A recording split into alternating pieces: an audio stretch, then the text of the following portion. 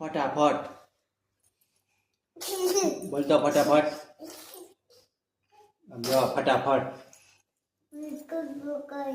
મકાઈ મકાઈ આમ જો દીદી મમ્મા પપ્પા પપ્પા દાદા